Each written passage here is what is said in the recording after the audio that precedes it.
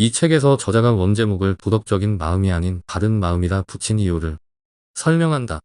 인간 본성은 본래 도덕적이기도 하지만 도덕적인 체하고 비판과 판단도 잘한다는 뜻을 전하기 위한 것이라면서 말이다. 이 책의 앞 부분에서는 도덕성에 대한 콜버그의 합리주의 이론을 설명하고 있는데 특히 아이들의 도덕성이 어떻게 자라나게 되는지에 대한 이야기들이 전개된다. 하지만 이 책은 기존 합리주의 이론에서 주장하듯 아이들이 다른 아이들과 놀며 스스로 도덕성을 깨치는 것이 아니라 문화가 인위적으로 도덕적 관념을 만들어내는 것이란 입장을 견지하고 있다. 즉, 같은 지구라도 어디를 가느냐에 따라 심지어 같은 사회 내에서도 도덕성은 차이가 난다는 것이다. 바로 이 사실을 아는 것이 바른 마음을 이해하는 첫걸음이라면서 말이다. 이 책에서 저자는 도덕적 규칙과 사회적 규약 사이에는 확실하게 선이 그어져 있지 않으며 개인 중심적 도덕성과 사회 중심적 도덕성에 대한 이야기를 지속적으로 전개하고 있다. 서양적이고 교육 수준이 높고 개인주의적인 문화에서는 도덕성의 범위가 몹시 좁은 반면 사회 중심적 문화에서는 도덕성의 범위가 넓어지는 경향이 많다는 것이다. 그러면서 자신이 세운 도덕심리학의 세 가지 원칙들을 하나씩 풀어나간다. 가장 먼저 직관이 먼저이고 전략적 추론은 그 다음이다. 라는 원칙을 이야기하고 있는데 다양한 실험들을 통해 특히 역겨움 및 혐오감과 관련하여 사람들이 가지게 되는 직감이 도덕적 추론을 매우 다양하고 흥미롭게 진행시킨다는 사실을 언급하고 있다. 인간이 어떤 판단을 하게 되면 그 근거를 하나 둘씩 만들어내 그것들이 자신이 내린 판단의 설명이 된다고 믿고 있다. 그러나 그 근거라는 것들은 사실 해당 주장에 대한 사후 합리화에 지나지 않는다고 말한다. 이게 바로 우리가 서로 사이좋게 지내기 힘든 이유 중에 하나라는 것이다.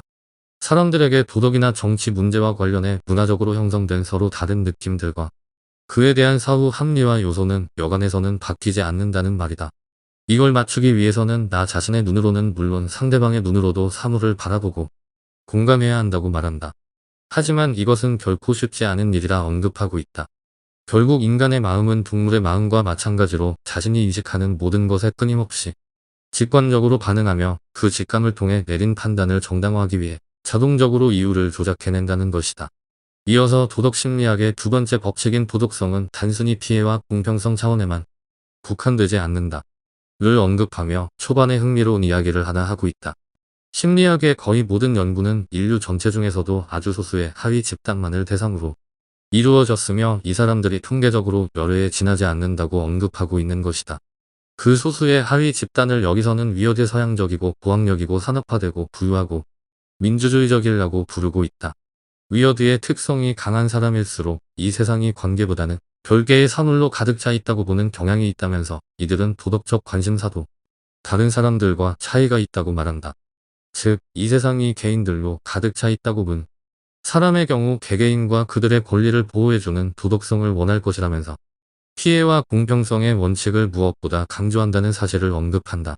이에 반해 비위어드권 사회에 속한 사람들은 관계, 맥락, 집단, 제도를 인식할 확률이 높은 사람들로 좀 더 사회 중심적인 도덕성을 가지게 되어 있다고 한다. 그러면서 다양한 윤리관에 대해 이야기를 이어나간다. 우선 저자가 이 책에서 지속적으로 대변하고 있는 시카고 대학 인류학 교수인 리처드 슈에더가 구분한 자율성의 윤리, 공동체의 윤리, 신성함의 윤리를 이야기하고 있다. 저자는 특히 자신이 인도에 가서 체험한 경험을 바탕으로 신성함의 윤리를 설명한다.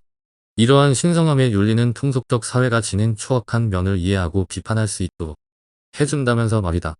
신성함의 윤리를 이용하면 고상함과 비속함에 대한 빈약한 인식에도 명확한 틀이 생길 수 있으며 지나친 물질주의는 물론 지각 없이 성을 가볍게 여기는 태도도 경계할 수 있다고 말한다.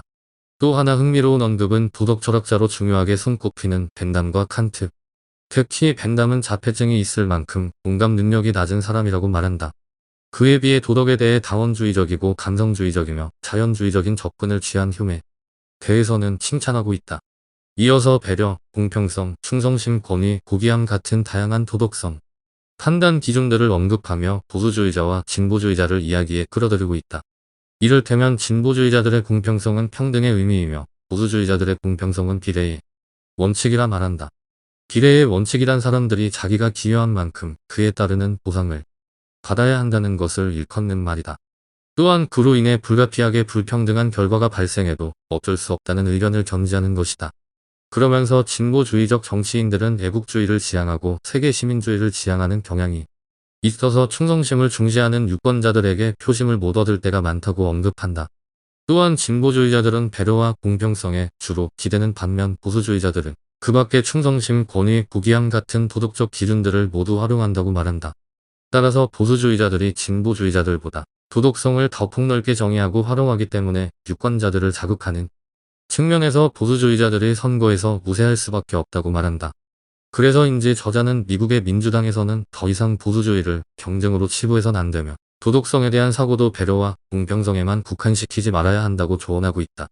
민주당이 충성심, 권위, 고귀함 기반을 훨씬 더 많이 활용함으로써 보수파와 진보파 사이에 벌어져 있는 고귀함 기반의 간극을 메워가야 한다고 말한다.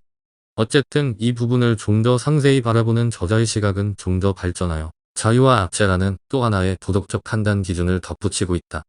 진보주의자들은 장소에 상관없이 모든 곳의 약자, 희생자, 무력한 집단을 염두에 두고 평등을 무엇보다 신성시하지만 보수주의자들은 지역주의에 더 가까운 특성을 보인다고 말한다.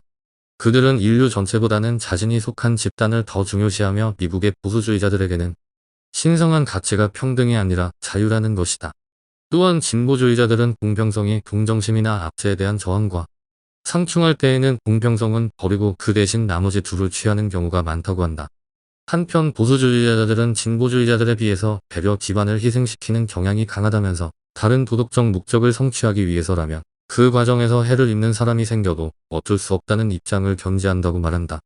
저자가 언급하고 있는 도덕심리학의 세 번째 법칙인 도덕은 사람들을 뭉치게도 하고 눈멀게도 한다는 이른바 이집단성에 대한 이야기부터 시작하고 있다. 인간 본성은 대체로 이기적이지만 그 이면에는 집단에 유리한 방향으로 자신을 희생할 수도 있는 이집단성이 있다는 말이다. 개별 집단들이 서로 협동하고 한 팀으로 일하고 나아가 분업이 이루어질 수 있으면 그 순간 낮은 차원의 선택은 중요성이 적어지고 그 대신 높은 차원의 선택이 더욱 강력한 힘을 발휘하게 된다면서 말이다. 이렇게 이기심을 초월하여 자신을 잊고 자기 자신보다 거대한 무엇에 빠져들 수 있는 능력을 저자는 군집 스위치라는 용어를 사용하여 설명한다. 그러면서 광란의 레이브 파티 같은 것이 바로 개인적 의식의 존재를 감춰버리고 그 자리에 하나의 집단의식을 들어서게 만드는 사례라고 말한다. 한 조직에서 이런 집단의식을 고취시키기 위해서는 다양성보다는 동질감을 키워나가고 공동활동을 적극 활용하며 개인보다는 팀 사이에 건전한 경쟁을 일으키라고 조언한다. 그러면서 종교적 믿음과 관습이 궁극적으로 그런 집단 공동체를 만들어내는 기능을 한다는 점을 지적한다. 즉 종교가 집단의 단결력을 높이고 무임승차자 문제를 해결하며 집단 차원의 생존 경쟁에서 승리하게 해준다는 것이다. 종교에 대한 내용으로 넘어가면서 눈길을 끌었던 언급 하나는 종교가 이루어내는 선행과 확실하고 강하게 연관된 사실은 바로 사람들이 종교인과의 관계에 얼마나 단단히 얽혀 있는가 그 하나뿐이라는 사실이다. 즉 이웃을 사랑하는 데에서 중요한 것은 종교적 믿음이 아니라 바로 종교적 소속감이라는 말이다. 이어서 저자는 도덕적 체계로서 함께 작용하여 개인의 이기심을 억제하거나 규제하며 나아가 협동적인 사회가 만들어질 수 있게 하는 것을 도덕적 자본이라 언급하고 있다. 보통 조직이나 사회의 변화를 꾀하면서 그 변화가 도덕적 자본에 미칠 영향을 고려하지 않으면 공연히 문제만 일으키게 된다고 말한다. 진보주의는 확실히 적정선을 넘어서는 경향이 있고 한꺼번에 너무 많은 것을 바꾸려고 하며 고의는 아니더라도 사회에 쌓인 도덕적 자본을 감소시키는 경향이 있다고 말한다. 이와는 반대로 보수주의자들은 쌓여있는 도덕적 자본은 잘 지켜내지만 특정 계층의 희생자를 보지 못하고 지나치는 경향이 있으며 모종의 강력한 이해관계에 따른 약탈을 제어하지 못하고 시대 변화에 발맞추어 제도를 바꾸거나 고칠 줄 모른다는 약점이 있다고 언급한다.